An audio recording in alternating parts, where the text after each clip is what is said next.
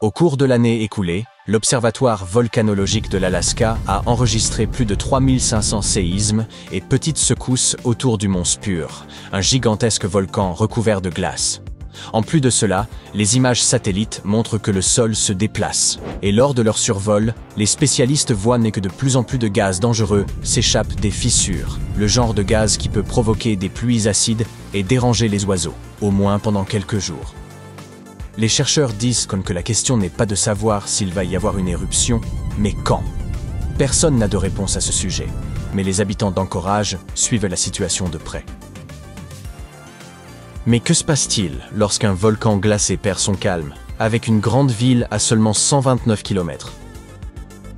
Le mont Spur fait partie de l'arc des Aléoutiennes, une chaîne volcanique qui s'étend sur environ 1931 km à travers le sud-ouest de l'Alaska. Cette région fait partie de la célèbre ceinture de feu du Pacifique, connue pour ses volcans et ses redoutables tremblements de terre.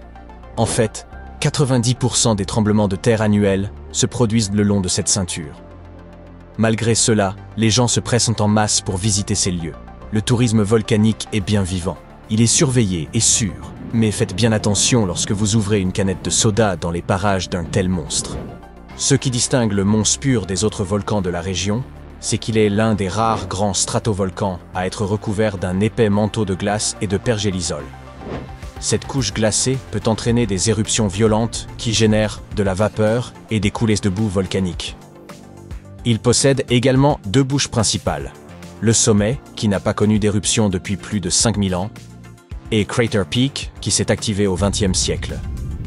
Une fois en 1953 et 3 fois en 1992. Un stratovolcan est constitué de nombreuses couches de lave durcie, de cendres et de roches provenant d'éruptions passées.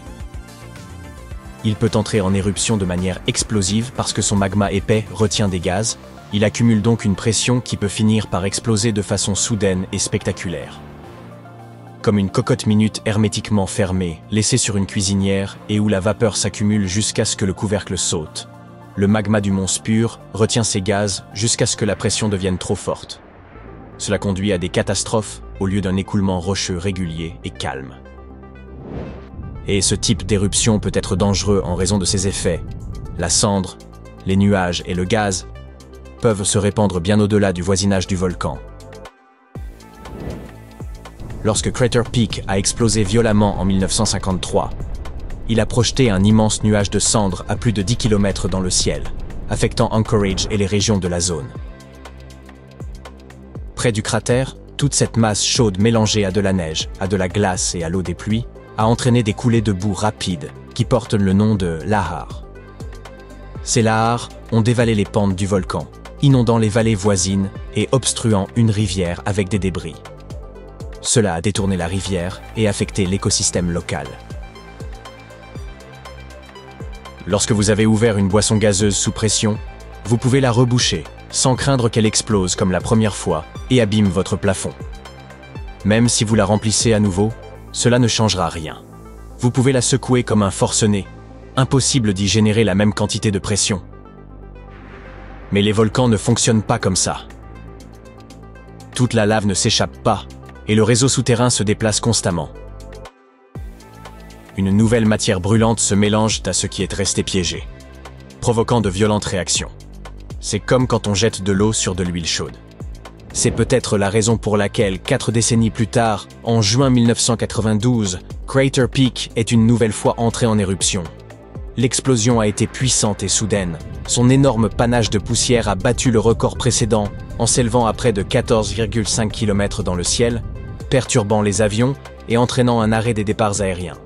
Son nuage de cendres a dérivé loin, puis est tombé sous la forme d'une pluie de cendres à plus de 250 km du volcan.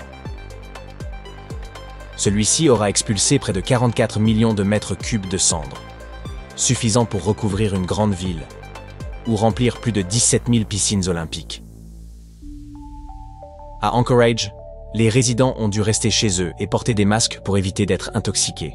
Heureusement, grâce à la distance et aux avertissements précoces de l'observatoire, personne n'a été blessé. Mais les ennuis n'étaient pas terminés. Il y a encore eu des éruptions en août et septembre. Bien qu'elles aient été perturbatrices, elles n'étaient pas aussi puissantes que les deux précédentes. Mais qu'en est-il de la situation actuelle et des risques potentiels? Nous en sommes à un point où le sol près du volcan tremble presque constamment. Les émissions toxiques augmentent chaque jour, ce qui signifie que le magma se déplace. Les satellites ont même vu le sol se gonfler légèrement, comme si quelque chose poussait par en dessous. La nature n'a plus qu'à nous envoyer un dernier avertissement qu'on appelle frémissement volcanique. C'est un tremblement de terre prolongé qui marque la poussée finale de la roche en fusion vers la surface. Personne ne peut prédire quand cela se produira. Cependant, l'activité en cours a mis les scientifiques et les systèmes de surveillance en état d'alerte maximale. Vous savez que la situation est critique lorsque les autorités demandent aux touristes de reporter leur visite. Bien qu'il y ait une faible chance que le volcan se calme, beaucoup à Anchorage se préparent au pire des scénarios. Alors, quel serait le pire scénario possible? Cela dépend surtout de la quantité de cendres que le volcan peut projeter.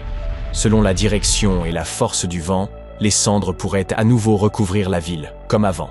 Si l'éruption a lieu pendant la journée, les cendres pourraient obscurcir le soleil pendant des heures, donnant au milieu du jour l'aspect d'un crépuscule soudain. Cela pourrait être légèrement agaçant et obliger les citoyens à reprendre leurs pelles.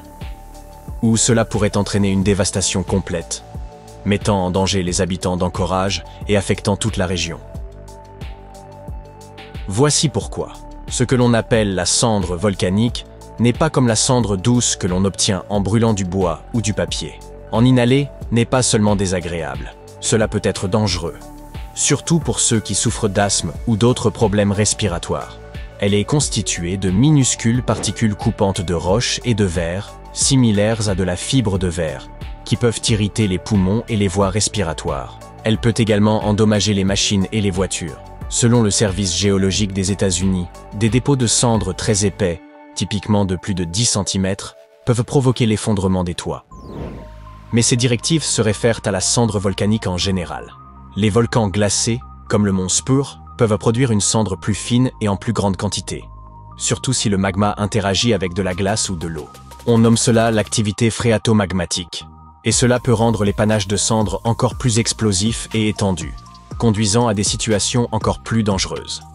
La bonne nouvelle, c'est que pour qu'Anchorage soit si fortement touché, il faudrait que des vents forts soufflent dans la direction exacte et transportent le nuage de cendres juste au-dessus de la ville. Mais indépendamment des conditions météorologiques, une chose est presque certaine. L'espace aérien à proximité en subira les conséquences. Les cendres volcaniques peuvent faire tomber les avions. Elles sont abrasives et résistantes à la chaleur, mais elles fondent à l'intérieur des moteurs à réaction, les obstruant et provoquant des défaillances en plein vol. Elles peuvent rester dans l'atmosphère de quelques jours à plusieurs semaines.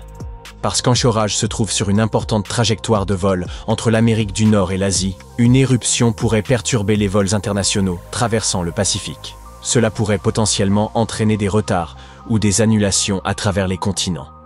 La ville abrite également l'un des aéroports de fret les plus fréquentés au monde. Il sert de lien crucial pour les approvisionnements et les marchandises entrant et sortant de l'Alaska. Sa fermeture pourrait déclencher une pénurie généralisée, affectant tout, des aliments et des fournitures médicales aux articles essentiels du quotidien. Le monde entier s'intéresse au mont Spur depuis quelques mois, mais ce n'est pas le seul volcan à montrer des signes d'agitation. Partout dans le monde, plusieurs autres pourraient commencer à cracher du feu à tout moment. Les champs flégréens en Italie connaissent une activité sismique accrue, près de l'une des régions les plus densément peuplées d'Europe. Le supervolcan de Yellowstone, bien que calme, pourrait potentiellement causer des ravages à l'échelle du continent. Au Mexique, le Popocatépetl crache fréquemment des cendres dans le ciel à proximité des villes. Pendant ce temps, le Cumbre Vieja aux îles Canaries suscite des inquiétudes sur d'éventuels méga-tsunamis. Et le mont Saint Helens continue de montrer des signes de réveil. Chacun de ces volcans pourrait, dans les bonnes ou mauvaises circonstances, envoyer des ondes de choc à travers la planète. Avions cloués au sol, climat bouleversé, des millions de personnes en danger. Bien que le mont Spur soit le volcan du moment, il fait partie d'un réseau beaucoup plus vaste et instable qui s'agite sous nos pieds.